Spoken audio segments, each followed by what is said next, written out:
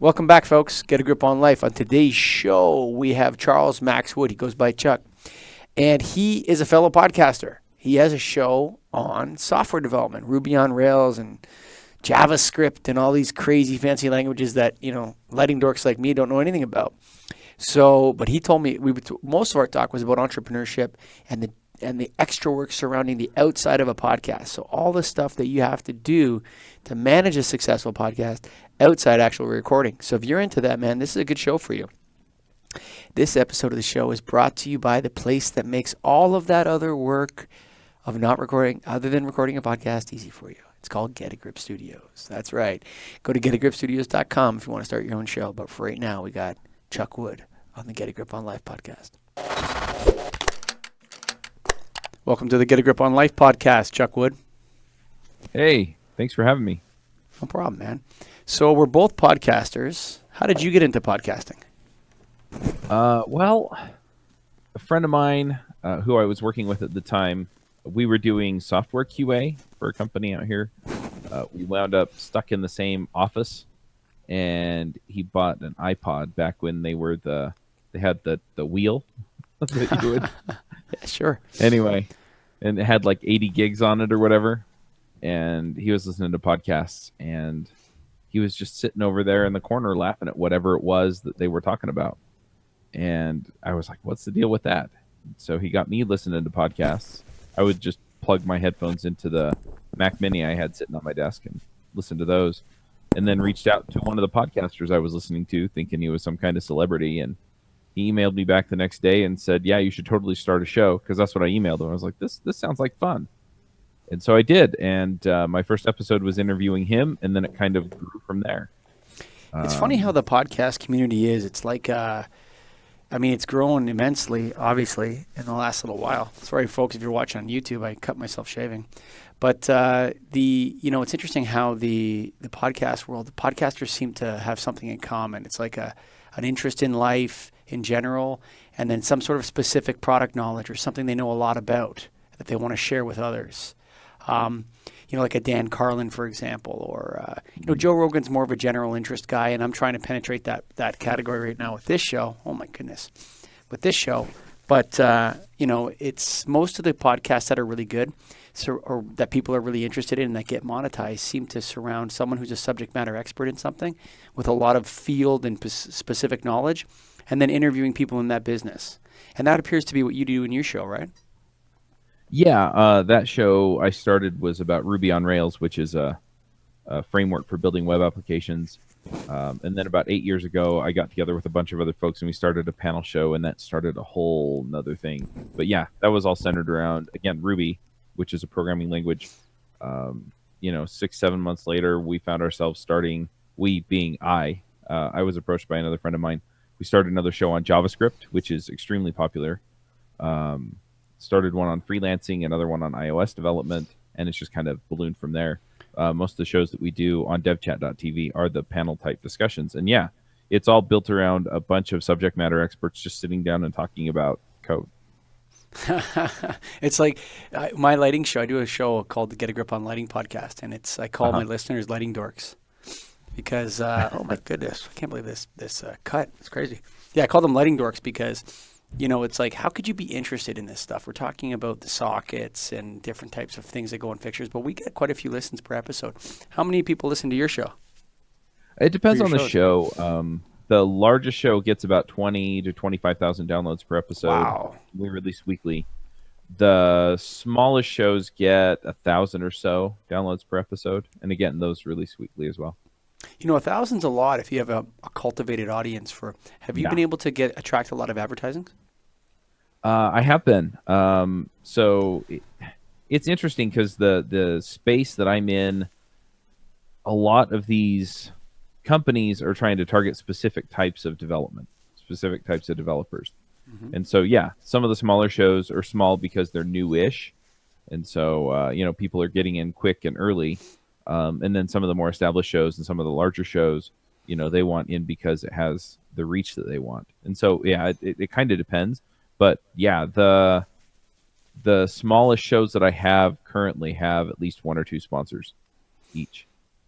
1 or 2 sponsors, and are they projecting outward? Are you chasing them before each episode? Like, are you like my sponsors? We find that we have a couple good ones that have committed for the long term, and then after that, we're kind of filling in the gaps at the last minute with sponsors. How about you guys? Do you guys have them committed for a long term, or how does that work for you? I try and get them to commit for a long term, mainly because I think they get better results that way. And I'm all about the ROI. So if they give me money, I want to I want to double it for them, right? Sure. So yeah, I try and get them to commit long term. I typically won't even take a sponsor if they want to sponsor like 1 episode or 2 episodes, just because people tend to need to hear the message a couple of times before they're like, oh yeah, I should check that out. Yes, I agree with that. But anyway, so yeah, what I find is that I usually have 1 or 2 on at least the larger shows that renew on a regular basis, or will commit to a longer term and then renew at the end of that. And then, I wind up replacing some of the other ones. And it really just depends on whether or not they can hit their stride and whether or not they're a good fit for the audience and things like that. And I try and make sure that they are a good fit, but it doesn't always work, or sometimes their messaging is off or something like that. And for whatever reason, people aren't going to check them out. I found it to be difficult for me when I don't actually believe in the product the company is selling. For me, I won't actually take sponsors that I don't believe in. So yeah, we've had a couple that have really approached us aggressively, and they were really, really actively after us to sponsor, but I didn't like their products, and so we did one, and I really felt after it, I kind of felt like I didn't like that. Why did I do that? And it's not. I think the podcasting world, my audience is looking at me for direction, and so I kind of felt like I betrayed myself in a way with that one, and so we haven't done that since. And it's like the guests and the listeners are like, okay, who's the Get a Grip on Learning podcast recommending? And if I don't deliver that, I feel like I let them down a little bit. Like the advertising is not really advertising; it's more like a sharing of key vendors. Is that a way to put it? Yeah, that's a fair way to put it. For me, it has to come as kind of a personal recommendation, and it's nice to get paid for those. It's more or less the way that comes across. So, I usually will put a testimonial in unless they insist on me reading a specific script, in which case I'll usually push back and say, look, I like to add a testimonial in. This is generally how I do them. And then if they insist, then, I still believe in the product, but, I'll do what they're paying me to do. And then just explain to them, if you're not getting the throughput, maybe we should try it the other way. And so you've been able to develop 4 different shows that attract some crossover between audiences, but really, it's really 4 different shows that have unique audiences. Is that what it is on your network? Our network has 14 active shows. And there is some crossover, but for the most part, they're pretty distinct audiences. They're in the web development world, almost everybody has to do JavaScript in one form or another. And so there's generally crossover there. 4 of our shows actually cover JavaScript frameworks, which are just systems for building applications in JavaScript. And so there's some crossover between those and our main JavaScript show. But, again, each of those communities are pretty distinct. And there's some crossover between them. But since they all solve the same problem, there's not a lot. And so let me ask you this before I change gears, because I want to talk to you a little bit about entrepreneurship, because I got a feeling that you do more than just podcast, right? But, what would you recommend to people who are out there starting a new podcast? Because we have a studio here that I work out of, and we have new people coming in, and I find that with most of the people that come in to do a podcast or to start one, it's kind of like a bucket list thing for them. They do one episode, they put it out, and they feel like, I tried and I did it. And if you go on Podbean or Podcast Alley or something like that, Podomatic, you'll find there's tons of shows with 1 or 2 episodes. And that would probably constitutes like 85% of all podcasts, or 1 or 2 episodes. And then you see the ones that are really getting a lot of downloads and really carving themselves out a niche, and they release on a regular basis. They've committed to a schedule. They have a a long-term vision. I feel like, if people are going to start a podcast, they should commit to a number of episodes and just do it. Would you agree with that? Generally, the advice I give is a little bit different, but kind of has the same ring to it.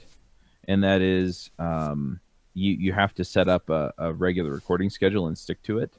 And so it's kind of the same thing, right? If you want to have an ongoing podcast, you have to make sure that you are blocking out time for it, because otherwise you'll get busy, and unless it's really important to you, you won't do it. The other advice that I give people, because people come to me and they're like, you know what? I do social media marketing for work, and I want to start a social media podcast. And I'm like, well, do you love social media marketing? And it's like, well, yeah, I do it for work. And then I start talking to them and get to know them a little bit. And it turns out the thing that they can't shut up about is model trains or something, right? Yeah, and I'm sure. like, you need to do a show on model trains, because that's the thing that you can't shut up about, right? That's the thing that you're going to keep talking about week in and week out. And you're going to be so excited to do the next episode, and that's what's going to keep you going. And that's the way that I feel about code. To some degree now, I do it because I have momentum as well. But when you get going, what you're going to find out is that, I don't have enough to pay a podcast editor, so I have to do this myself. And doing all of the other work around the podcast yourself is not as fun as recording the podcast. And so you have to be passionate about it, or it's really hard to really get it going and keep it going, because eventually it's going to turn into a chore. And if it's a chore around something you do for work anyway, it's going to feel like work. And so, if you do for work the thing that you can't shut up about, then that's perfect, right? Because you can play that into your professional career.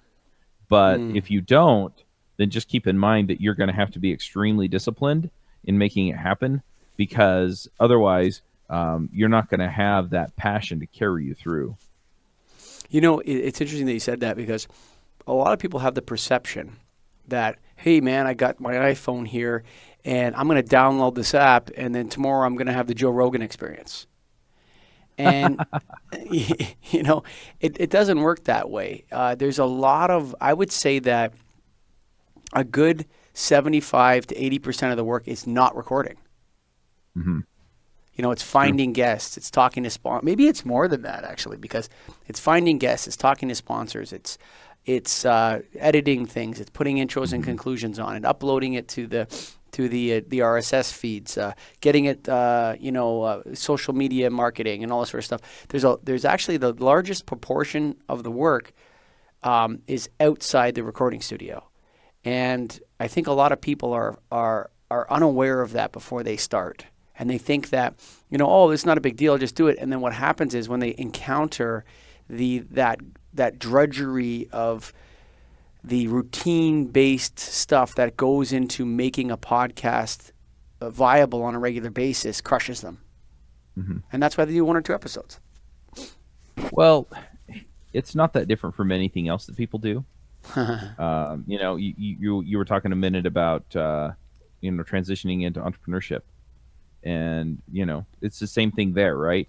It's there's the fun, the sexy, the exciting part of that is owning the business and going out and conquering the world, and making a difference for your customers and things like that. And then there's payroll and all the other things that you have to do, right?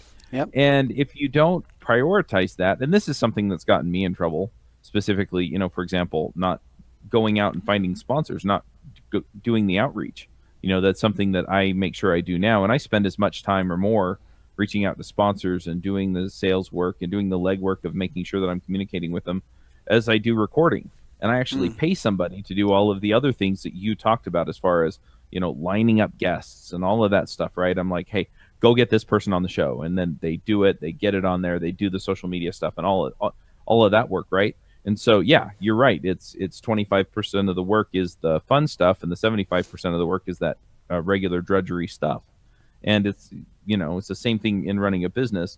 The 25% is going to the trade shows and having all of the other interesting things happen because you own this business, and then the other 75% still has to be done. And you don't have a business. You just have to gut it out. There's just no way around it. Yeah, it's interesting that you put it that way. It is a gut check sometimes. So I've been an entrepreneur since I'm going to say 2000, sort of 2001. So I got a good Mm-hmm. 18 years having employees, running businesses, and all this sort of stuff, and a lot of challenges and things coming up, and changes in the businesses and and different things. And podcasting was just another business. And I hate to sound a little bit crude about this, but I find that a lot of, same with, as with podcasting, so with entrepreneurship, I find a lot of people aim at the wrong thing. And I think it's very important that entrepreneurs or podcasts or whatever you want to do, I've always found that if I use this expression a lot, if you can't charge for something, it has no value by definition. Mm-hmm. Okay. Now, what are you talking about? And charity work's great and all this sort of stuff. And it's like, okay, you can make all the exceptions you want, but in the world of entrepreneurship, if you can't charge for what you're doing, or you're not pricing things correctly, or your customers aren't paying you, or your podcast is not monetized, that means it's not worth anything to anybody. Yeah. And I mean, I hate to be, it sounds crude, but it's very important. I think people need to aim right away or know when their profitability is going to strike, project it, or be profitable right away, right off the bat. A lot of small business owners are profitable right away from day one. Mm-hmm. And I think that's very important to aim for. And I think a lot of people talk about passion, and you got to be passionate about this. And I do think in a podcast setting, if you're going to talk about something, you do have to be passionate about it. But I think mostly you have to create something that's going to earn revenue for you and earn income for you. And if you can't do that, then you shouldn't start the business. Right. Well, and it's interesting you talk about this, because a lot of people think that there are, and maybe there are for like charity and things like that, like you said. But let's take an example. I listen to Gary Vaynerchuk. Okay. I listen to his show. I really, really enjoy it. And one of the things that he pointed out that you've basically said is that money is oxygen to your business. And that really struck me. But he does his show for free, right? He releases a show, mostly daily-ish. And the thing is that, yeah, he's not charging for that, right? I'm not paying for it. But the flip side of that is that he gets enough attention, and sometimes it's the attention that translates into money, right? He's building a brand. He's building a brand. That's he's doing. You may not be paying for it specifically. Yeah. But you also don't pay to use Google. Right. Right. So but you're the not brand, even.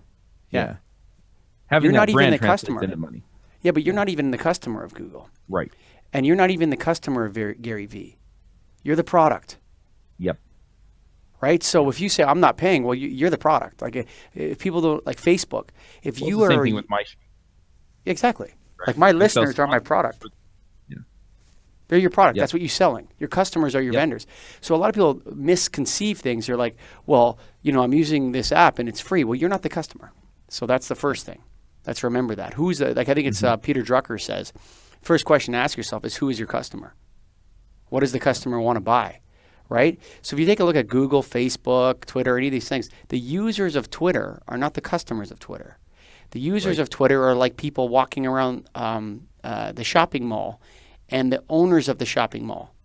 To the owners of the shopping mall, the shoppers are the product. To the store in the shopping mall, the people walking around the mall are the customers. The customers to the shopping mall are the stores. Right? Yes. So when it comes to Gary Vee, you're not his customer, you're his product. And whether or not he's advertising, whether there's specific advertising in there, the reason he's doing it is because he's building his brand cachet. He's building himself as a personality out there to be reckoned with. Yep. He's going to go on Shark Tank. He's going to do other things like this, where his personality is leading the way. And the first person to really do this in the history of the world really well was Donald Trump.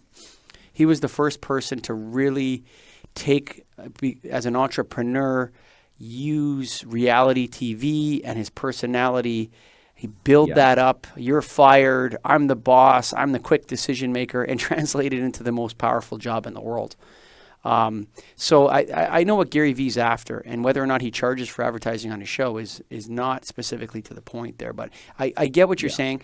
But you have to understand who your customer is, and once you understand that, then they have to pay.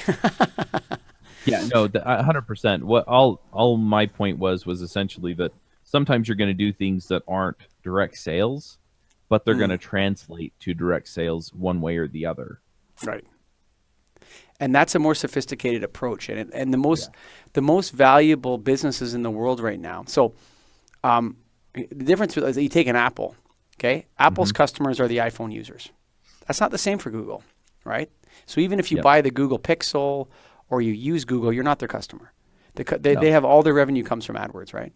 So you got to know who the actual customer is. And so when we started the Get a Grip on Lighting podcast, I aimed for my first sponsor before I started. And I was like, I'm going to build this show so that those guys want to pay to advertise on it. And I think that a lot of entrepreneurs need to hear that message so that they can then build their business, like build their business plan correctly.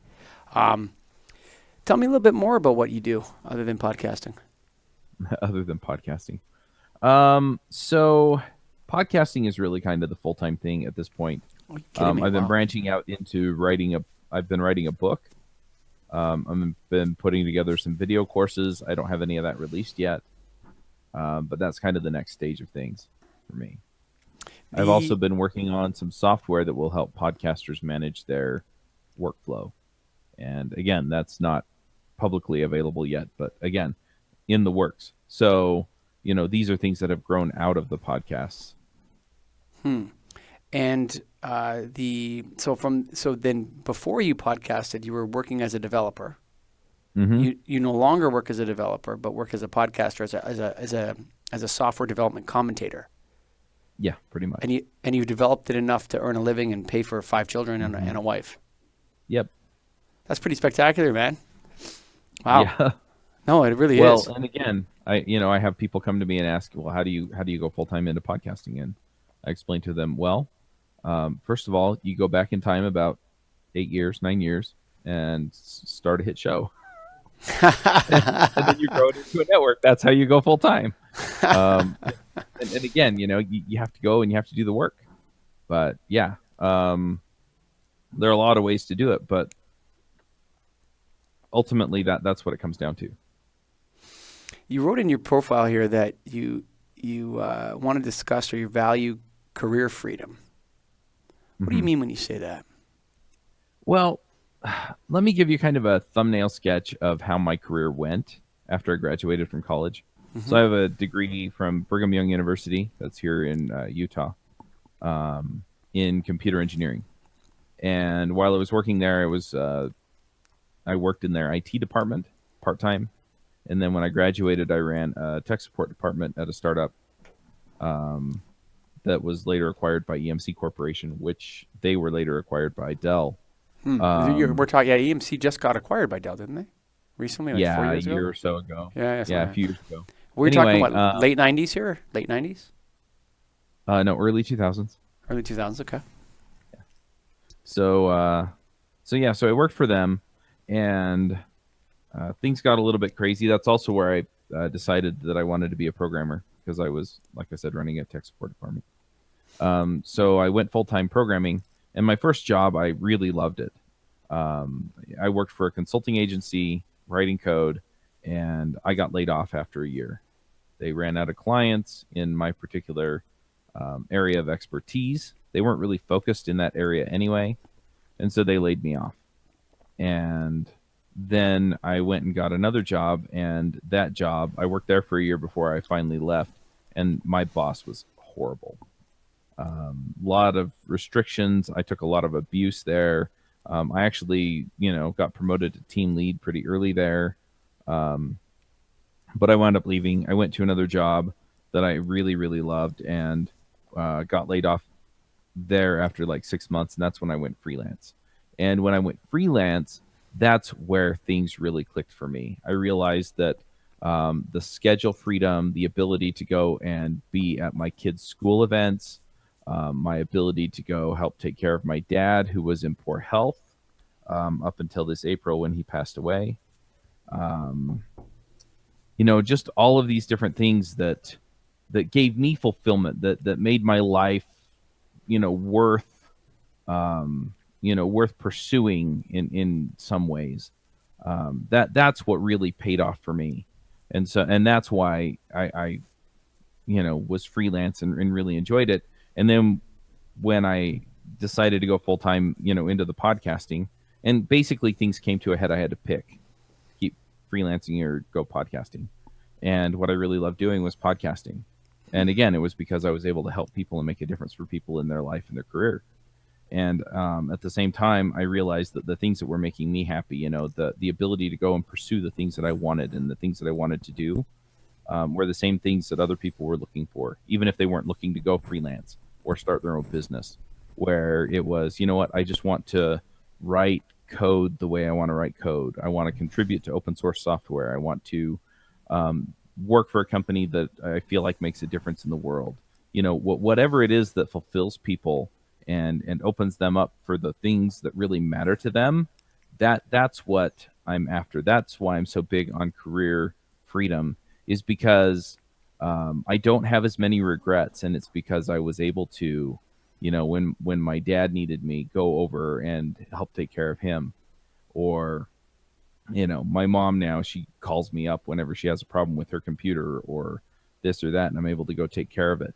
I have the financial freedom. My sister was talking to my wife a couple weeks ago and mentioned that, things are a little bit tight. Her husband just got out of the Air Force due to some medical issues, and he's going to the University of Utah, and things are a little tight. And she told my wife that her kids are only getting one toy for Christmas, and I have the freedom to get a couple of toys for my nieces and nephews. And so just things like that, where it's I don't have any regrets. I'm able to just go pursue the things that really matter and take care of the people that matter to me. And for other people, that freedom could be, I want to get off at 4:00 in the afternoon every day and go surfing.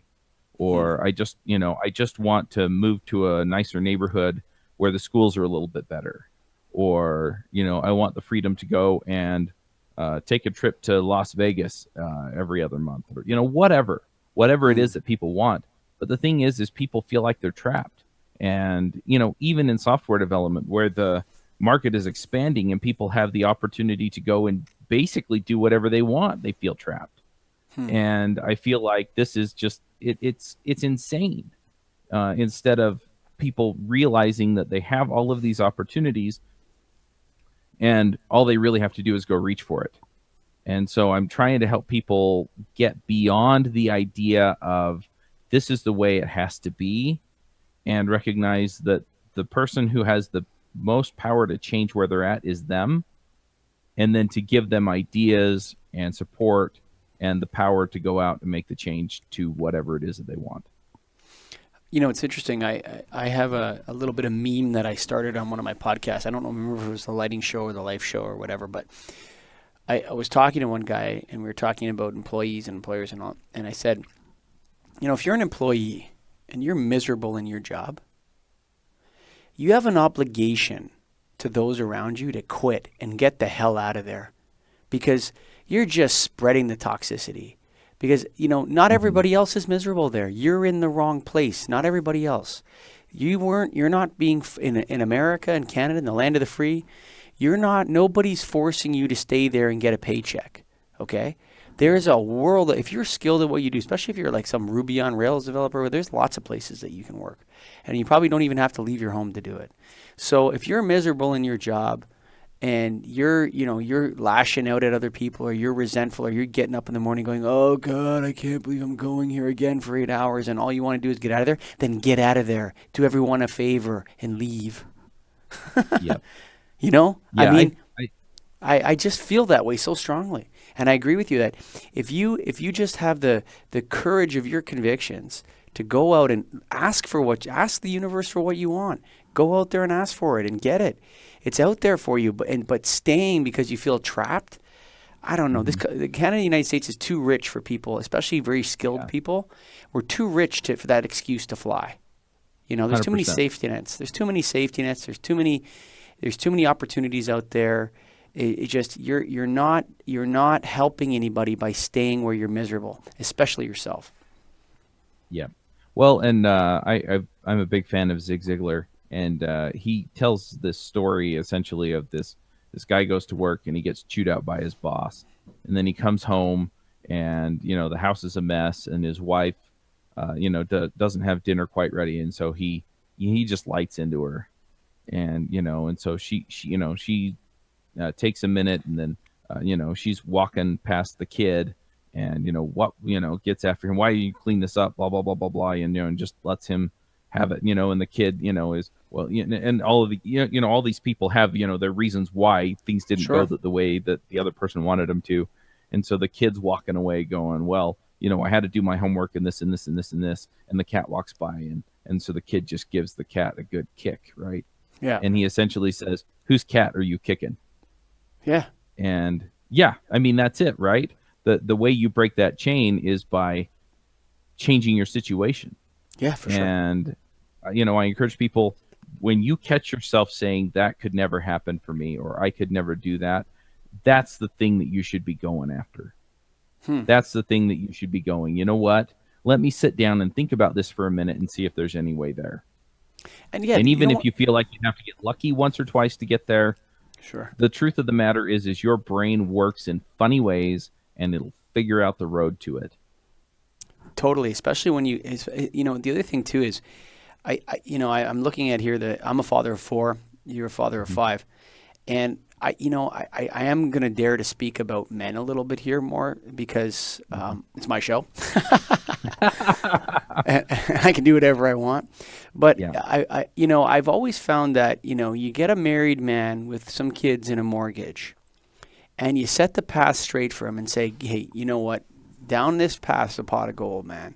And I know there's a lot of things in between that and this, but you got to get over those hurdles and that. I find that there's something that changes when a man, I think you become a man in many ways when you're a dad. It's like it changes you permanently, and all of a sudden you feel this, obligation to the future. You feel a sense of duty towards a society that's larger than it was before. You care more about the local municipal government and things that happen. And I think that there's something that is very strongly motivating in men with children. I don't know what it is. I haven't noticed it with the same with women, but I think there's something about when a guy becomes a dad and it changes the way he approaches his career. And that's anecdotal. I don't have any statistics to support that or anything like that, but I just feel like there's something that for me when I became a dad at 25, and I had to earn. My wife was on maternity leave. I had to make some money. And so it changed my approach to my career and to my business. Do you have anything to share with respect to that? Was it the same for you? In some ways, for me, it was just to give a little bit of context again. I mean, I became a dad at 25 as well. By 5 days, I turned 26 5 days after my son was born. But yeah, when he was getting ready to go to kindergarten was when it kind of hit me, right? I realized that he was going to go out into the big scary world at least for half a day, and I realized that I had some obligation to make sure that things were good for him and that things were going to be different for him. In fact, I actually hired a business coach 2 weeks before I got laid off that year that he started kindergarten, because I also realized I wanted to be there for all of his things, right? And I didn't know that I could have that kind of freedom to go do that, because if I'm there for him and I teach him that I'm, that he matters, and then again, I can also have that kind of influence over him to make him into the kind of man he wants to be, and things like that. I hired a business coach to basically get me freelance before he, got into first grade. And then I got laid off and went freelance anyway. But the other part of that was that he went to kindergarten and I went to the first school board meeting. Now he goes to a charter school, so the school board meeting is just for that school. And I went to the school board meeting, and then I went to the next one, and then I went to the next one. And what's funny is that there weren't any other parents at the school board meeting that weren't on the board. And then I ran for the school board and I lost. And then they appointed me to the school board anyway. And I've been on the school board now for 6 years. I'm actually chairman of the board, which doesn't mean a ton, but Means something. I'm serving in this capacity, And, um, I'm very involved in what's going on at the school. I'm very involved in a lot of the other things that go on. My kids go to activities, with other kids at church, and our congregation is basically the few blocks around my house because most people in this area of Utah are Mormon or LDS. And so, we go to our congregation and, they have youth activities and activities for the kids. And I'm involved in that. I'm involved in Boy Scouts because of my kids. And, if I can make a small difference for these folks, then I can. Then I want to. And, you mentioned like municipal and things like that. I went to the caucus meeting and I'm the precinct chair for the Republican Party in my area. I go to the conventions, I get involved that way. I go to the city council meetings and harass them. I share my feedback with them. Sure, share your feedback. Sure. But it's all of these things because it matters, and it doesn't just matter for 10, 20, 30 years down the line. If my kids decide to live in this city or live in this state, but it's where they live now, and the decisions they're making today will affect things in a few years. And that's when my kids are going to be teenagers and they're going to be developing this other sense of self that you tend to get at that age. And it terrifies me, some of the things that are going on out there. And so as much as I can, I feel like I have this responsibility to be involved and make sure that things are the way that they should be. Yeah, I see that, and you made a good segue here. I was going to ask you a little bit. So you're a Mormon, okay?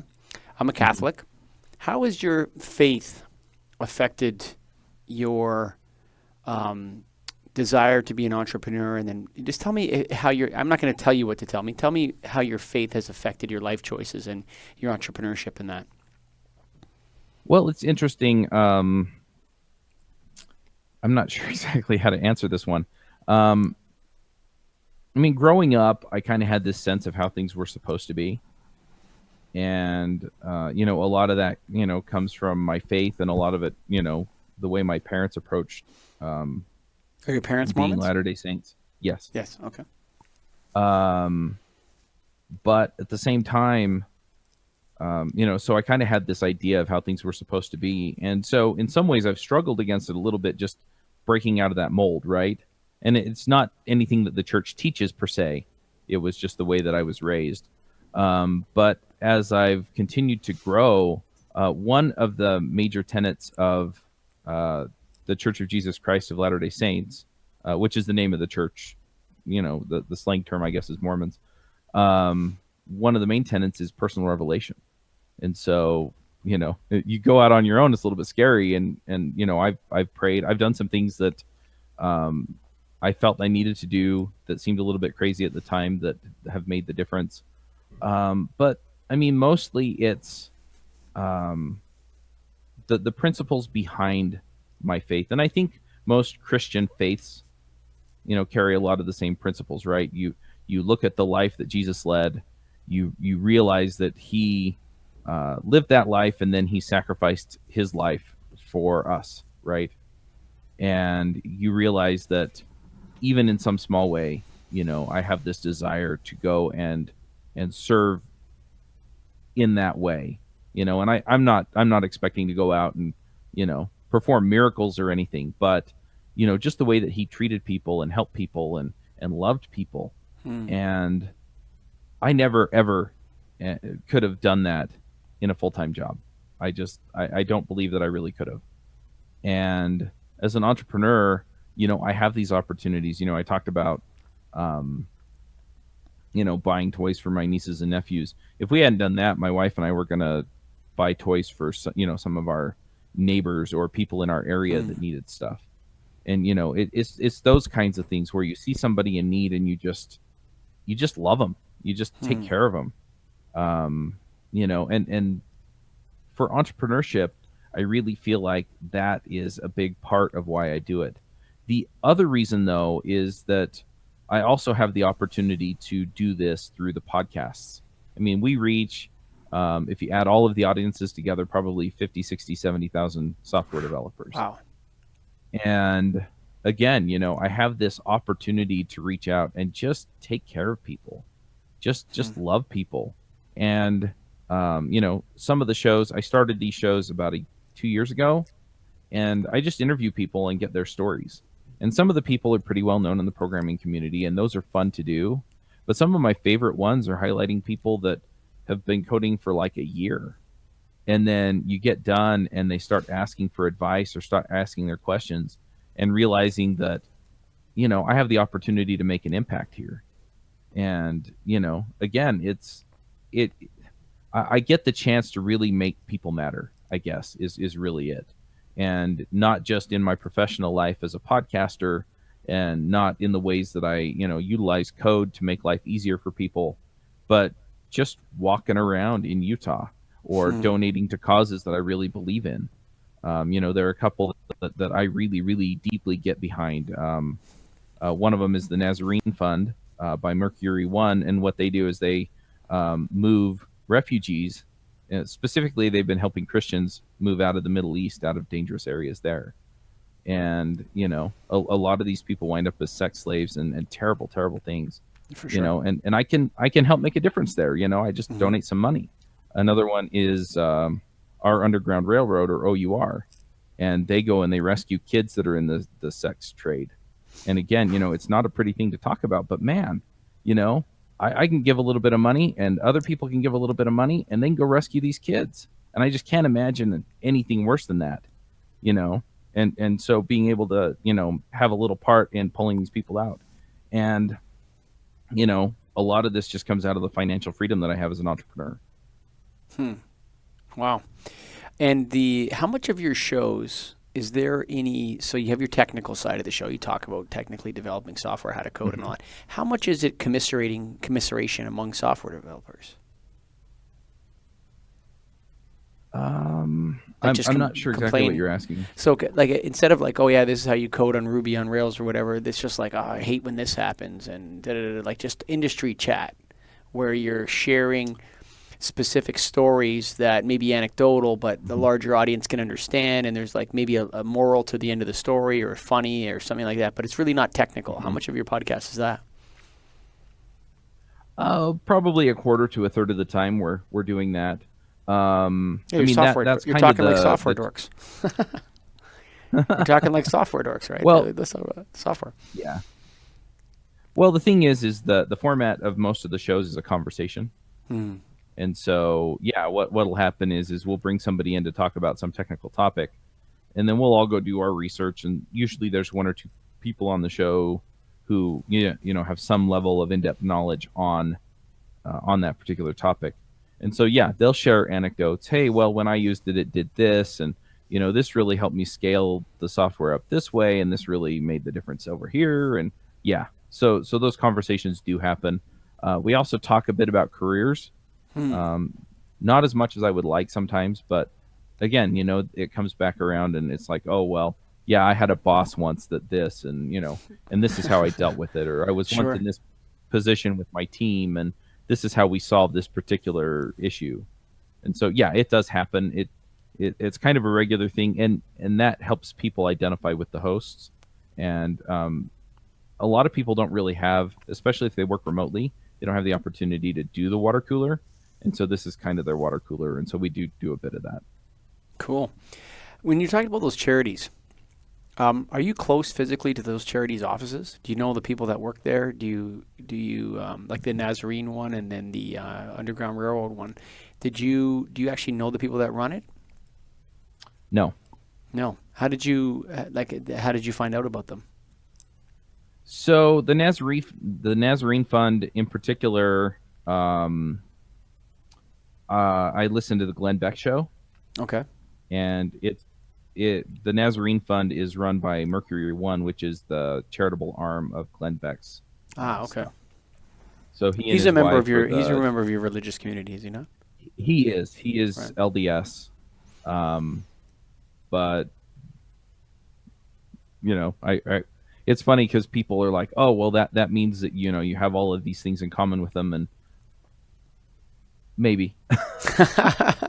You I know, mean, we believe a lot of the same things, but I don't know anything else about the guy if other you, than what I hear on the show, right? it's hilarious because so I'm a member of the Knights of Columbus. Okay, and Uh-huh. there's another a Catholic organization called Opus Dei, and sometimes you'll read articles about Opus Dei or the Knights of Columbus, and they portray it as if it's some secret society, or Uh-huh. their with their with their machinations, to Right. yeah, okay. The Knights of Columbus is largely men that are retired that hang out and make spaghetti dinners for the women at their church, and Hmm. raise money for the local food drive and do things like this. And Opus Dei is largely a bunch of very, very committed Catholics that like to say the Rosary about 50 times a day. And Hmm. so people have the wrong impression of a lot of sort of faith. They Yeah. look at it as if the people that are the members of that faith share a full ideology from top to bottom. And I find that the Catholic Church, from my opinion, is totally diverse. Hmm. After you've walked up and received communion, there's people on the left, there's people on the right, there's people in the center, there's a host of different political opinions. And so there's a very diverse atmosphere there. But when people look at it from the outside, they seem to think that there's this united group of people that all believe the same things. And I'm sure it's the same thing in the Church of Latter-day Saints. Yeah, absolutely. Um, uh, I don't know if I should admit this, but there are people at church that I don't really like, right? And, So, and and it's just because, yeah, we disagree on things, and we disagree on the way that we interact with other people or do things. And I mean, for the most part, I get along with everybody there. I mean, even the people I don't like, I get along with. But yeah, I mean, there are some people that I just, you know, would like to associate with less than other people that are there. And that's all fine. I have more in common with some people than others. It's just like any other organization or community. sure. But yeah, so a lot of times, um, like Mitt Romney was a presidential candidate. He's also a member of the Church of Jesus Christ of Latter-day Saints. And people would ask me what I thought about him. And I'd just be like, well, politically, I agree with him on these things and don't agree with him on those things. And, oh, well, do you think he's going to get a lot of the Latter-day Saint vote? And I'm like, pretty popular in Utah, but it had more to do with the Olympics than it had to do with his faith. Sure. And it's interesting just to see. Yeah, people think that, oh, okay, so one member of the herd gets out in front and everybody else is going to follow him, and that's not always the case. And like you said, there are different groups, different people trying to accomplish different things within the faith. And it's nice to see that people have different opinions and care about different things. I mean, that's what makes the world colorful. It's what makes it interesting, and it also is what makes it so that we can get stuff done. And it also shows you that people have their thinking caps on. Yeah. There's a lot of successful Mormons out there. You catch them. The Huntsmans, that's another one. Hmm. I think John Huntsman was also a presidential candidate, was he not? I think so. John Huntsman Jr. ran for Junior, yeah, president. Yeah. a couple years John ago. Yeah, Huntsman Sr. was a very, very interesting person. And, his philanthropy was off the charts. I mean, he donated to a ton of things. And yeah, his son was the ambassador to China. He was ambassador to somewhere else. He was the governor here for a while. And yeah, he ran for president in 2012. I think it was 2012. Yeah. Okay. Well, I'm going to say thank you for coming on the Get a Grip on Life podcast, Chuck Wood. Throw out, Thanks. yeah, throw out your websites and is it devchat.tv? Yeah, devchat.tv is where all the podcasts live. I just started a new show. I'm working on getting that onto the website because I've just been doing videos, and I finally got the artwork ordered and things like that. So I'll be getting that up soon. It's called the DevRev, and that's where we talk about this career freedom and developer freedom. The DevRev stands for the Developer Revolution. But yeah, all of that will be at devchat.tv. You can find me on Twitter at CMaxW. Max is my middle name. It's also my dad's name. So C Charles M Max Wood. Anyway, so you can find me all on those places. If you want to reach out, feel free, any of those places, and let me know what you think. And yeah, I really appreciate you having me on the show. No, it was my pleasure, man. Thanks for coming on. Get a Grip Studios, folks. You know what I'm talking about. You want to do it. You're listening to this right now. You're about to push stop. You're about to say, no more, I'm done with commercials. But, maybe you want to start a podcast. Maybe. Maybe you don't know how to do it. Maybe you know how to record it. Maybe you know how to be interesting, which is the number one quality you need. But after that, you got to grind it out. You got to record all those episodes. You got to edit them. You got to produce them. You got to do the RSS feeds. You got to put it on social media. Get a Grip Studios can do all that stuff for you. All the stuff outside. Even give you a fancy studio to do your recordings in. So go to getagripstudios.com if you're serious. Come check us out. We can bring people in remotely. We can bring them in to studio. You can have up to 8 people on the vMix there and have a big happy old conversation. You can have one person in studio, one person remote. We have all the software and stuff to do full virtual studio. We can also travel to you and do remote shows. So go to getagripstudios.com, baby. That's right, getagripstudios.com. Check us out. And I'd like to thank Chuck Wood for coming on the podcast. Chuck, great conversation. Hey, you're great, interesting guy. Been in the game a long time, making podcasts back when podcasts weren't even a thing. He was doing podcasts when podcasts weren't even a thing. What a guy. He struck out there early. Took over a niche, whatever you say, wherever you are listening to this, a niche or a niche. He took it over, and now he has 50 to 70,000 downloads an episode. Man, I got to take my hat off and take my toupee off for him because, man, that guy is balling.